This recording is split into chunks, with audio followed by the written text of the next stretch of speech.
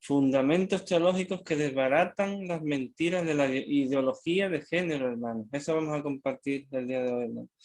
Y ya vimos, ¿no?, que hasta hace poquito tiempo la palabra de género se usaba en el idioma español para hacer referencia de algunos sustantivos, adjetivos, pronombres, incluso formas verbales, ¿no? Y había 3 tipos de género: masculino, femenino y neutro. Por ejemplo, la casa, femenino, ¿no? El coche, masculino. Y cuando decía lo bueno, ¿qué es lo bueno? Lo era neutro. Pero a partir de los años 50, en el mundo de habla inglesa, esta palabra, género, comenzó a ser usada para referirse a los sexos masculino y femenino. Y el término pasó de la gramática a la biología. Ahí, en esa época, hermanos, hermanas, se creía todavía que el sexo con el que se nacía era el mismo al género que se tenía. O sea que si se nacía con el sexo femenino, ese era el mismo género que correspondía a ese sexo, ¿no? Pero en los años 60 algunos grupos empezaron a popularizar la idea de que se podía hacer una distinción entre la biología sexual por la percepción de cada individuo que tiene de sí mismo.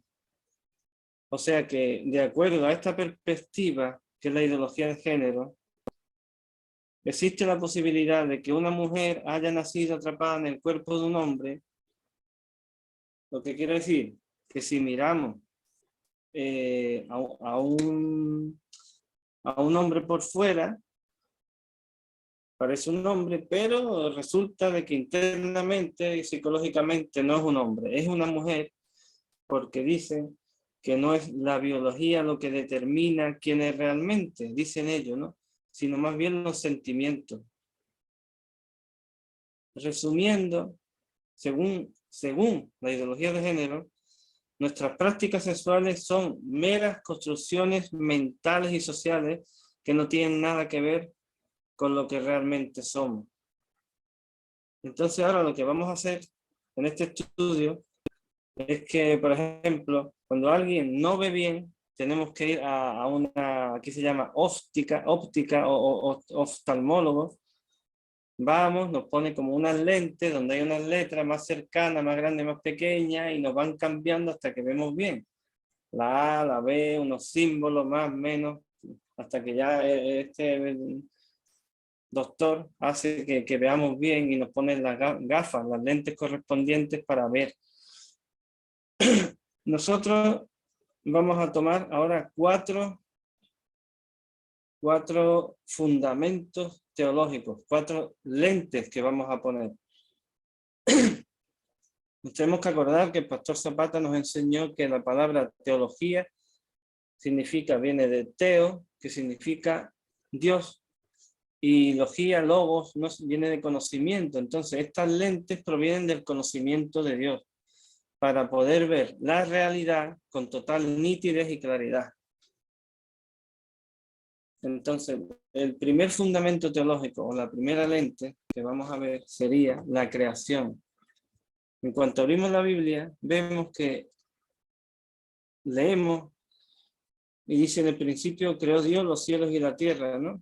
Entonces podemos ver que este mundo tiene un creador. Dios es el amo, es el Señor, es el dueño.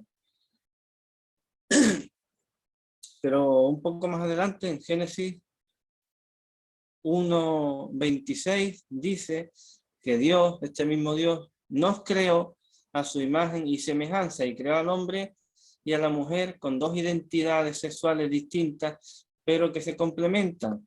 Varón y hembra los creó. De manera que la masculinidad y la feminidad no son categorías artificiales producidas por la sociedad, ¿no? Sociedad sobre todo patriarcal, que tiene un propósito, que es subyugar a las mujeres y ahí aplastarlas, sino que aquí se revela el propósito original, el diseño original de Dios, en la creación para los seres humanos. En Génesis 1:31, Dios vio que era bueno en gran manera. Ambos, el hombre y la mujer, reflejan la imagen de Dios. Por lo tanto, varón y hembra poseen los mismos valores y dignidad. Pero el hombre fue creado para funcionar como hombre y la mujer como mujer. Nuestra estructura biológica nos revela que cada célula del organismo del hombre dice que es hombre y cada célula del organismo de la mujer dice que es mujer. Y no tan solo si nos ponemos o nos quitamos un trocito de órgano.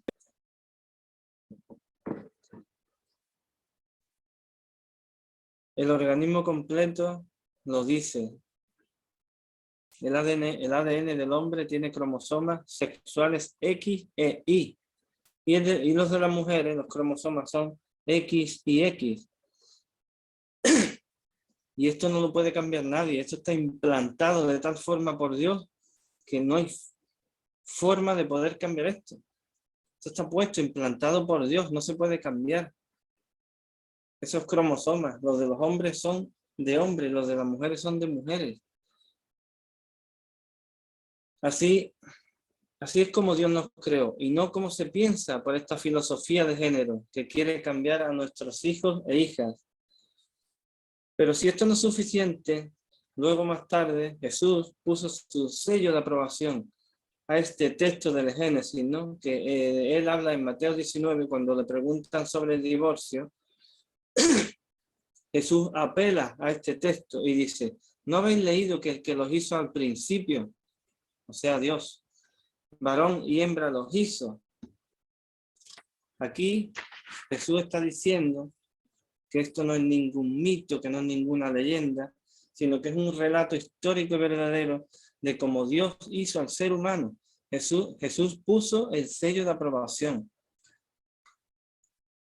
Los cromosomas, hermanos, el cerebro, las células, el aparato reproductor, todo nuestro cuerpo del hombre es hombre y de la mujer es mujer. Y entre el hombre y la mujer hay un complemento perfecto, porque así fue la voluntad de Dios. Igual que esas piececitas de un puzzle que encajan perfectamente, o esas piezas como castillos se llaman los Lego, ¿no? Y no hay otra forma. El hombre y la mujer encajan perfectamente. Esa es una realidad, ese es el diseño original de Dios y no ningún estereotipo construido por el ser humano. Dice Pablo, ¿no? En 1 Corintios capítulo 16, versículo 13,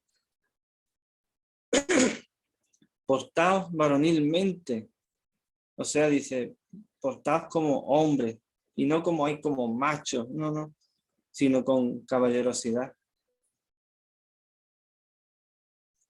Cuando Dios comenzó, ¿no? Y creó al hombre y la mujer, ellos no tenían ningún problema de identidad, no tenían ningún problema, funcionaban cada uno como hombre y como mujer, haciendo esa voluntad de Dios y viviendo para Él, para Dios, para su gloria. Pero con la ideología de género, Satanás atacaba a Dios, a esa perfecta creación que Dios hizo al hombre y a la mujer. Es un ataque contra la gloria de Dios, reflejada en el ser humano, hermano, en su masculinidad y feminidad, que se complementan perfectamente, ¿no?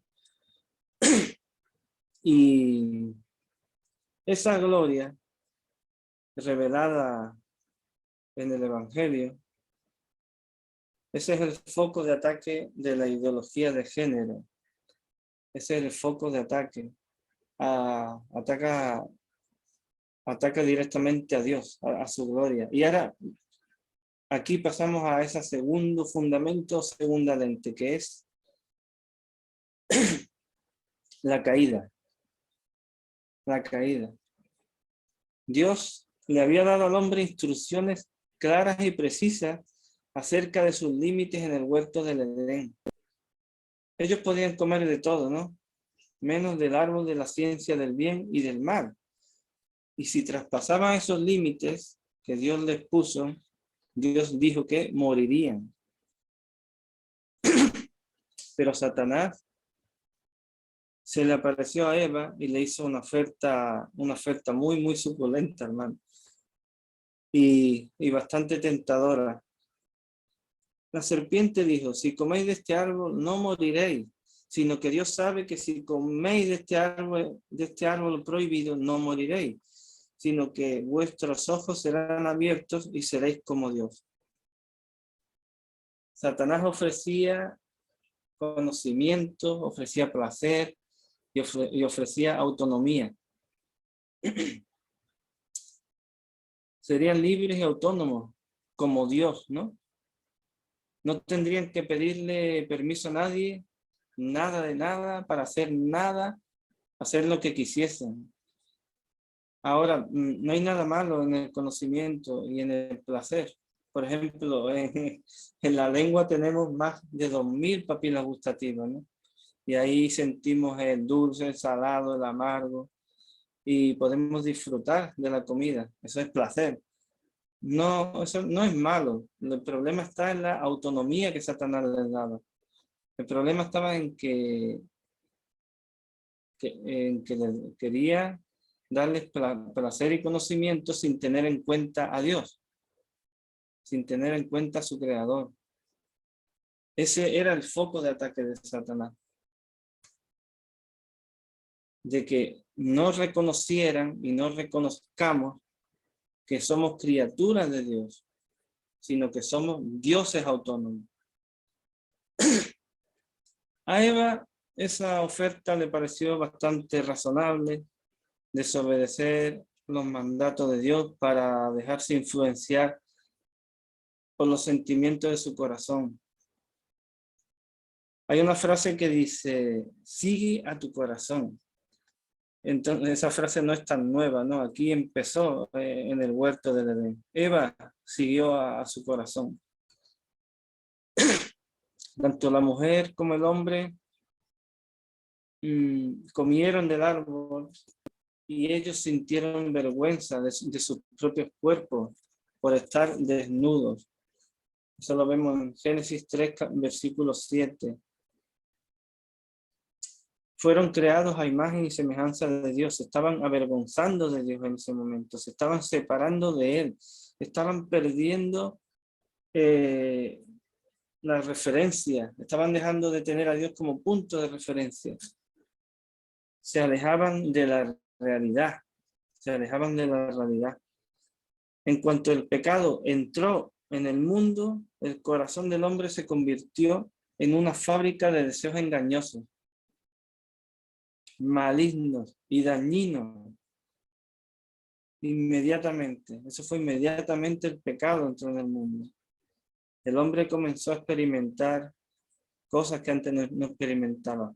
Ira, enojo, envidia, amargura, la codicia, el descontento, la vergüenza, la confusión, todo eso.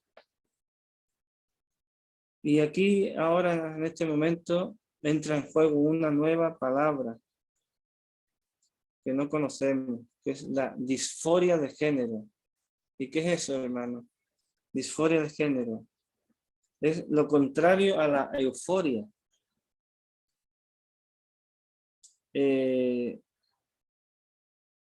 La disforia de género es cuando, la euforia no es cuando, euforia es cuando alguien está muy contento.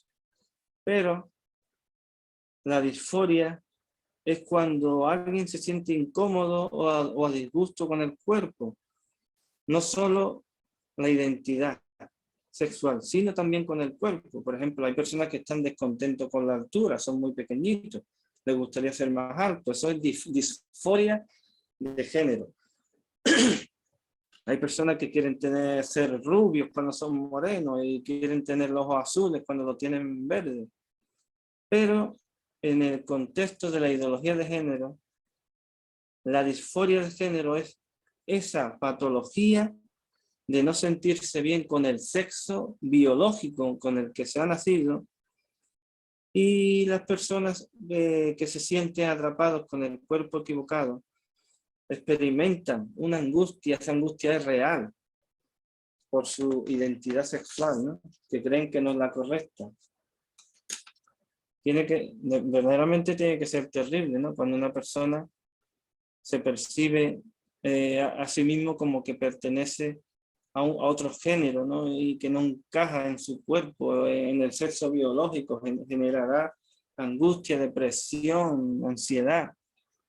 Y con este tema, aquí en España, los psicólogos tienen las consultas llenas, parecen médicos de cabecera, llenas por este tema, ¿no? De la ideología de género, porque no se sienten felices con su sexo biológico.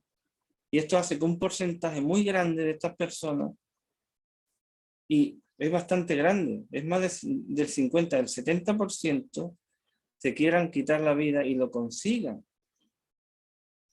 Y esto ocurre porque cuando le van a dar ayuda, les dicen que tienen que seguir esa inclinación de su corazón, que no importa, que no pasa nada.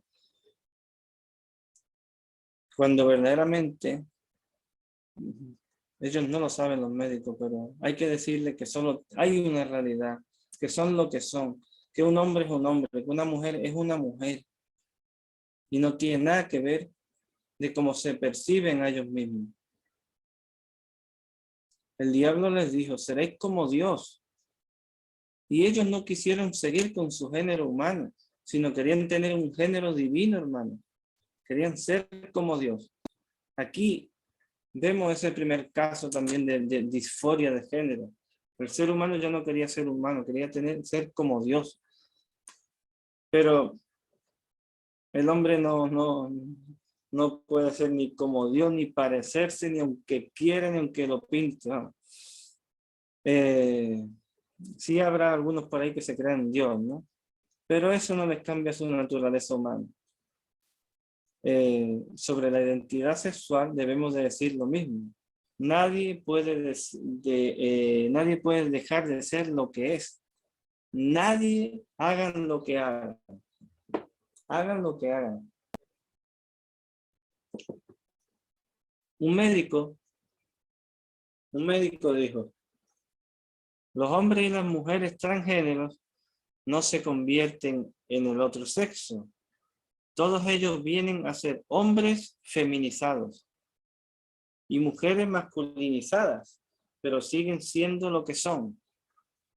Y luego este médico dijo, el tratamiento verdadero que deberíamos de darle a estas personas no tiene que ser cirugía u hormonas, sino necesita un tratamiento para su mente distorsionada. Y este hombre puso un ejemplo y dijo, ¿qué es lo que hacemos con una persona anoréxica? La anorexia es un trastorno donde una chica delgada en los huesos se mira al espejo y se ve gorda. Pero es delgada y se ve súper gorda. Y él dice, porque se vea gorda, le vamos a hacer una liposucción. Porque se vea gorda, le vamos a hacer una reducción de estómago. No. La ayudamos a entender el problema que está en su cabeza y no en el cuerpo. Le ayudamos a corregir la forma distorsionada, la cual se perciben a ellos mismos. La ideología de género lleva a las personas a pensar que en su cuerpo no importa lo que diga el ADN, sino que son los sentimientos lo que define el verdadero yo.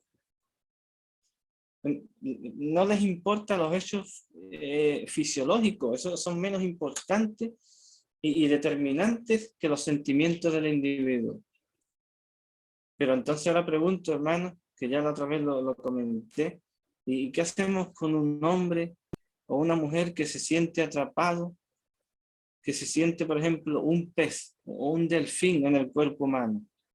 Lo llevamos a vivir debajo de agua o a un acuario, a que esté ahí nadando, pegando saltitos. Eso es transespecie, que también los hay, ¿no? Y hay personas que dicen, ¿no?, que son un gato, que se sienten que son un gato atrapado en el cuerpo de un hombre. Y yo los he visto, se pintan así como gatos, viven así, pero ahora no sé, le damos pienso de gato, le damos animales, el pienso animal para los gatos, le ponemos una cajita con arena, hacen sus necesidades en la arena. Pues, ¿qué hacemos con eso? Pues es una confusión total de la mente, una confusión total. Porque el hombre hace mucho tiempo que perdió el horizonte y quitó a Dios del medio. A Dios ya para ellos no lo quitó. El horizonte que Dios ya lo quitó del medio. Pero hay una buena noticia. Que la historia no termina ahí, en el capítulo 3 de Génesis. Ahí no termina. Ahora es cuando empezamos con este tercer fundamento teológico, en esta tercera lente, que es la redención. Hemos visto la creación, la caída y ahora la redención. Entonces, en Génesis 3:15, si vamos ahí ya Dios nos avisa de que llegará un Salvador, nacido de mujer, que le aplastaría la cabeza a la serpiente, pero que sería herido en el talón. El Hijo de Dios se hizo hombre para morir en una cruz por todos nosotros y revertir todos los efectos de la caída del hombre. Todos. Él vino a deshacer esa obra que hizo el diablo. En 1 de Juan, capítulo 3, versículo 8, ahí dice: el que practica el pecado es del diablo, porque el diablo peca desde el principio. Ya lo hemos visto, desde el origen estaba pecando. Y también en este pecado incluye las distorsiones engañosas de nuestro propio corazón. Eso también vino Cristo para llevarse eso. Pero bien sabemos que la lucha contra el pecado no desaparece con la conversión, no desaparece. Quien diga, no, somos hijos de Dios, ya no pecamos, no, está mintiendo. Todos los días cometemos errores, todos los días pecamos. Y en Romanos 7:7 lo dice, que el pecado mora en nosotros. Pero ahora podemos identificar esos deseos engañosos como lo que son, distorsiones de la realidad. Estando en Cristo podemos identificar eso, que es una distorsión de la realidad. Y a la vez tenemos en Cristo todos, lo que no tienen los médicos, en Cristo están todos los recursos necesarios para luchar contra esos deseos engañosos, hermanos. En 2 de Corintios capítulo 3 versículo 18 dice: por tanto, nosotros todos mirando a cara descubierta como en un espejo la gloria de Dios, la gloria del Señor, somos transformados de gloria en la misma imagen, como por el Espíritu del Señor. Hermano, una pregunta. ¿Quién hace tiempo en la adolescencia no se quiso parecer o se quiso peinar como un actor, como un cantante, como un famoso? ¿Eh? ¿Y por qué? Porque lo seguíamos, lo mirábamos, veíamos sus películas, sus canciones, nos queríamos parecer. Por lo tanto, mientras más miremos a Jesús, más nos pareceremos a Él, contemplando su gloria. Entonces hay esperanza, aún para todos aquellos, aunque practiquen homosexualidad, lesbianismo, para los transespecies, transgénero, porque la gracia de Dios salva y transforma. ¿Para qué? Para poder funcionar como lo que somos, seres creados a la imagen de Dios, con una de las dos identidades, o varón o hembra, estas dos identidades que Dios creó. En el capítulo 2 de Tito, versículo 3 al 5, dice: las ancianas enseñan a las mujeres jóvenes a amar a sus maridos y a sus hijos, a ser prudentes, castas, cuidadosas de su casa, sujetas a su marido. ¿Y para qué? Para que la palabra de Dios no sea blasfemada. Una mujer se tiene que comportar, gracias a esta enseñanza de las ancianas, pues como una mujer. Y eso impide que la palabra de Dios sea una blasfemia. Luego en 1 Corintios capítulo 6 del 9 al 10, capítulo 6 del 9 al 10, dice, ¿no sabéis que los injustos no heredarán el reino de Dios? No erréis, ni los fornicarios, ni los idólatras, ni los adúlteros, ni los afeminados, ni los que se echan con varones, ni los ladrones, ni ávaros, ni los borrachos, ni los maldicientes, ni los estafadores heredarán el reino de Dios. Y el versículo 11 dice, y esto erais, habla en pasado, esto erais algunos, mas ya habéis sido lavados, ya habéis sido santificados, ya habéis sido justificados en el nombre del Señor Jesús y por el Espíritu de nuestro Señor. Amén.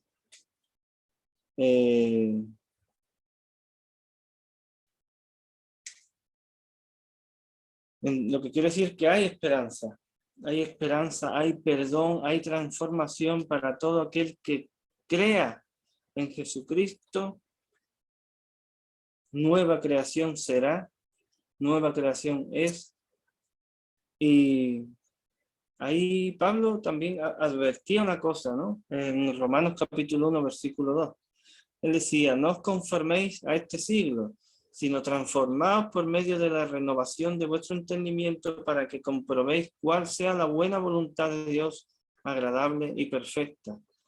No os conforméis a este siglo. No seáis conformistas, dice. Y no dejen, no permitan que os metan en el molde, en el moldecito de este siglo, sino que vamos a comprobar cuál será la buena voluntad de Dios. Que la voluntad de Dios es agradable y perfecta para transformar y renovar el entendimiento. Y ahora, mis hermanos, vamos al cuarto y último fundamento o lente para ver esta realidad con total nitidez, hermano, y es la glorificación.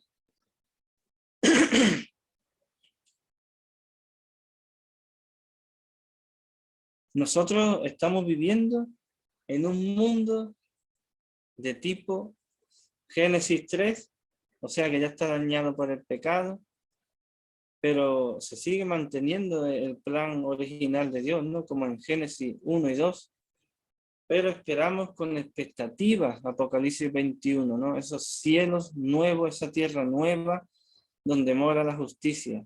Esperamos eso. Pero cuidado, hermano, precaución, porque todavía experimentamos guerras, luchas internas con los deseos carnales. Que eso es una batalla contra nuestra alma.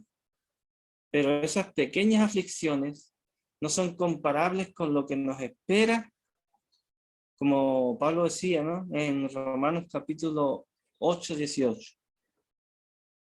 Pues tengo por cierto que las aflicciones del tiempo presente no son comparables con la gloria venidera que en nosotros ha de manifestarse.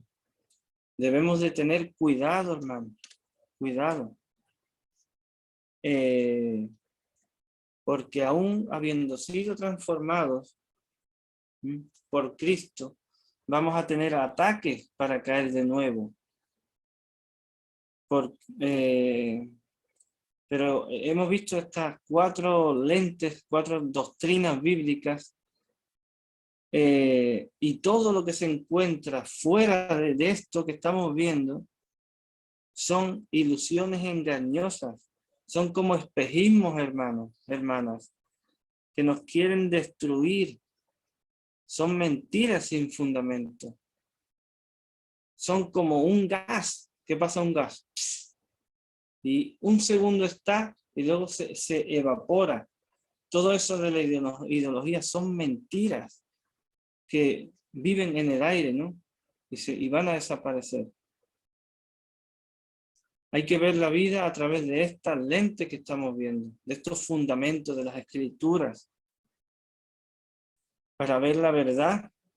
Y si no lo hacemos, nos pueden volver a engañar y podemos volver a vivir en algo ilusorio, hermano, en las mentiras. Igual, hermanos, tengamos compasión con esas personas que experimentan, ¿no? Esta disforia de género, incluso con los que han comenzado con cambios, tanto por medio de cirugía como por hormonas. Han empezado a mutilar su cuerpo, mujeres que se cortan los pechos, hombres que hacen lo mismo con sus órganos, pero nunca hay que burlarse de ellos, no hay que burlarse, porque eso es doloroso para nosotros, pero también para ellos, porque aún así siguen siendo personas creadas a la imagen de Dios, pero que su imagen está distorsionada por el pecado. Eso es lo que les pasa.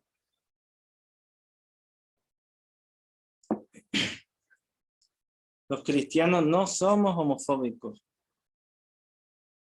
y debemos de tratar a todas las personas con dignidad y tratando de simpatizar con ellas, con esas personas, sabiendo y entendiendo que tienen conflictos, que tienen dolor en el interior, pero tratar con ellos en amor. Igual es difícil, pero es nuestro deber hablar de la verdad, hablarles a ellos de la verdad, ayudándoles a ver el engaño de sus corazones y mostrándoles cuál es la verdadera esperanza que se encuentra en el Evangelio de Cristo, hermano. Esa es la verdadera esperanza. No olvidemos que también nosotros hemos sido pecadores, hemos sido salvados por gracia con la verdad y el amor de Cristo, que merecíamos el mismísimo infierno por causa de nuestros pecados. Y la única diferencia con ellos, la única, es que hemos sido rescatados de nuestra vana manera de vivir, solo por gracia, solo por Cristo y solo por medio de la fe. Sigamos compartiendo el Evangelio con la confianza de que este mensaje es el único instrumento que Dios usa para salvar a los perdidos. Tenemos la encomienda todavía de hacer discípulos de todas las naciones, no importando lo difíciles que se pongan las cosas en los años venideros. Él prometió estar con nosotros todos los días hasta el fin del mundo. Los elegidos del Cordero de Dios se salvarán, ya sean homosexuales, lesbianas, transgénero, transespecies.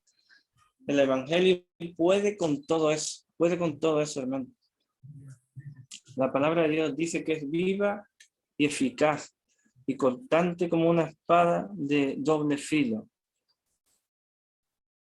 Pero tenemos que acompañar el predicar el Evangelio con gozo. Igual debemos de abrazar con determinación nuestra imagen verdadera creada por Dios.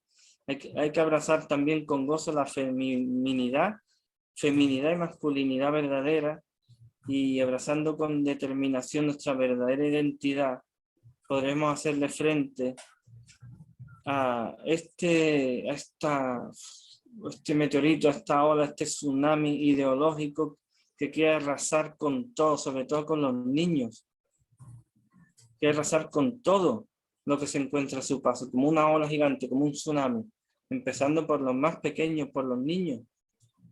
Ayer vi un vídeo en un programa de televisión donde había varios niños sentados y había varias personas semidesnudas. Una mujer hablaba que se había cortado los pechos y contaba que decía que era la mejor experiencia que había tenido. Y llegó hasta el punto de que había una niña que al principio tenía una cara como, oye, ¿esto qué es? Pero luego decía, ah, sí, cierto, es verdad, es la mejor experiencia que has tenido, oh, qué bonito. A los niños son fáciles de engañar, hermano. Y van a por ellos. Aquí en la escuela, a mi hija, este año ha venido contándonos un par de ocasiones que le están hablando de eso, de que los niños pueden ser niñas, de que las niñas pueden ser niños, de que un niño puede tener dos papás, dos mamás, cosas así. Eso en mi época era impensable. Los niños son niños, las niñas son niñas. Decían, los niños tienen pene, las niñas tienen vagina, y punto. Y ahora estas cosas que les enseñan van a por los más pequeños, hermano. Entonces necesitamos hombres valientes, mujeres valientes, que glorifiquen a Dios como hombres y mujeres que somos. Muy importante que no abusen de autoridad, pero que tampoco tengan pasividad, porque este mensaje hay que llevarlo a todo el mundo. Ni pasivos ni pasivas, sino hay que ser decididos y usar lo que Dios nos dio para proteger, para servir y para cuidar a los nuestros, pero en posición de siervos de Cristo. Somos siervos de Cristo. Amén. Porque bien sabemos que el Hijo del Hombre no vino para ser servido, sino para servir. Él vino para rescatar a muchos. Entonces seamos como Él, tanto los hombres como las mujeres, proclamando el Evangelio de Cristo por todo el mundo, hermano. Finalizo en el nombre de Cristo Jesús. Amén. Amén.